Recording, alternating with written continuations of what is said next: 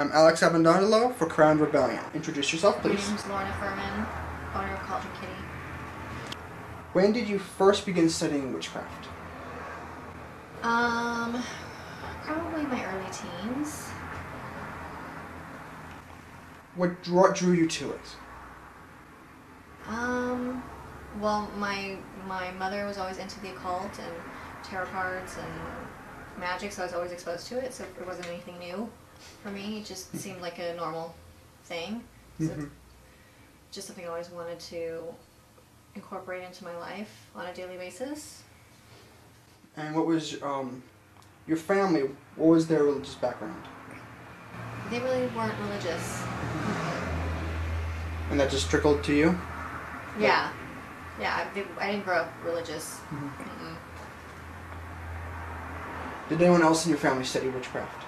My mom. Was she always into it? Oh, as long as I can remember. Yeah. And she passed that to you? I wouldn't say she sat down and instructed me. I just would pick up her books and read them. Did she know you were doing that, or was that just a personal thing? She wouldn't care.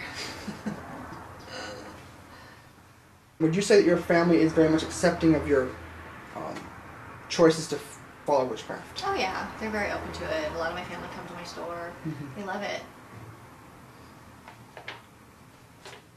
And do you consider witchcraft a religion or more of a spiritual way of life? Both.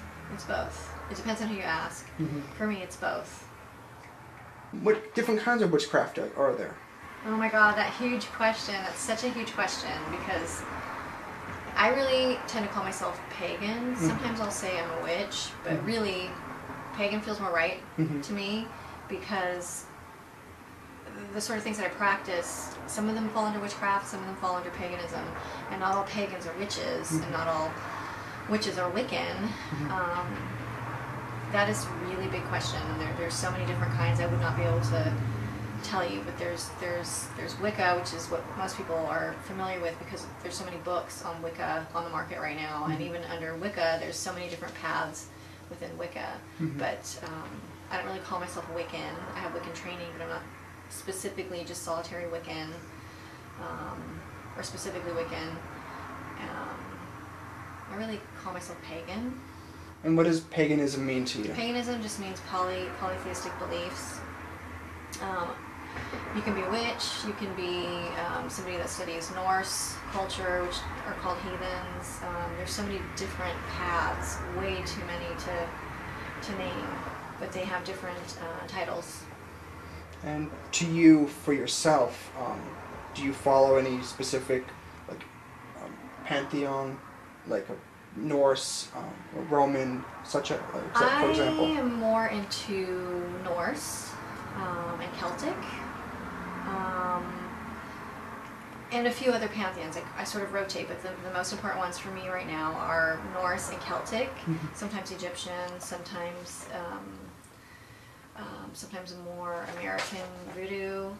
It really just depends on what I'm doing and who's communicating with me at the current time. But because I have a store, I need to be experienced with many different cultures. Now, paganism and Wiccan have been around for centuries. Can you give an idea of when it started to emerge?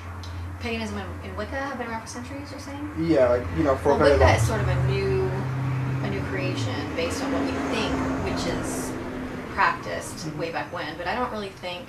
I think paganism is pre-Christian. Witchcraft today is more a product of the revival, which started happening around the turn of the century and got much more advanced in the 60s and 70s. What do you think the world's view when someone looking on the outside in to paganism and witchcraft? What do you feel that they think about it? I think most people are very uneducated. It really depends on who you're asking. If you're asking a more fundamental Christian, they're going to think I'm, consorting with the devil. It really just depends on who you ask. But I think the average person really doesn't know very much.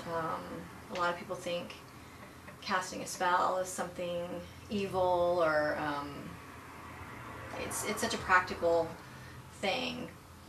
They don't really understand until they try it. Do you think that media and modern examples of witchcraft help or hinder that opinion? I think both, because witchcraft has magic, and magic is fun, and that's really what tends to attract people in the first place, generally.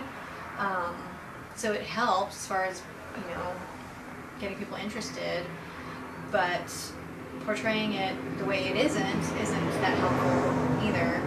It really depends on which TV show, which movie you're talking about. Have you run across people who've discriminated against you for your beliefs? Oh yeah, I get Christian literature in the mail maybe once a month. Yeah. Is that have you had any extreme encounters with people? I haven't had any extreme encounters. I've had a few times somebody show up and want to give me a Bible, or proselytize to me, and I just kick them out. Does that affect you in any way, make you question what you believe in, or? No. Oh. I think they're arrogant, and everybody has a right to practice whatever religion they want. And they can practice what they want, but don't come to my store and try to change my beliefs. What would you say to the judgmental people out there about your path that you think would open their minds to your beliefs? Well, I'm not really here to try to open people's minds if they don't want to be opened. I'd say to each his own. If you want to believe what you believe, you have that right. I have my rights too. If you're interested, I'll educate you a little bit. If you're not, that's fine too. And the difference between witches and some Christians is that we don't go door to door trying to convert people. Mm-hmm. So you have a store that caters to Wiccan, paganism, witchcraft in general. Mm-hmm. When did you open Cauldron Kitty? In 2003. And what inspired you to do so? It was an idea I had for years, and I just wanted to make a career change. Seemed like a good idea. Can you elaborate? Well, I mean, it's been something that I incorporate in my life for many years, and instead of just providing my services to friends, I thought maybe I should go on a larger scale and provide to the public. Mm-hmm. And so that was my idea, and that's how this place happened. How would you classify your store? I'd say it's witchcraft or pagan. What are your customers like? Customers are just regular people. I'd say 70% are not pagan. They're just regular people that need something to help a situation that they have going on. They're just regular people. Sometimes they want a quick fix.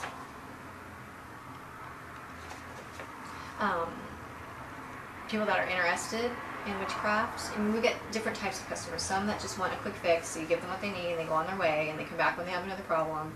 And we've got some people that are a little bit more interested in delving deeper into the philosophies and finding out what it's about. And then we have other pagans that come in as well to get their supplies. Can you give us an example of the best and worst experience of a customer you've had? The best and worst? I mean, the best is having a repeat customer and coming in and saying how much they love my store and they're so glad that I'm here. That's great, and we get those all the time. Haven't really had a whole lot of bad experiences.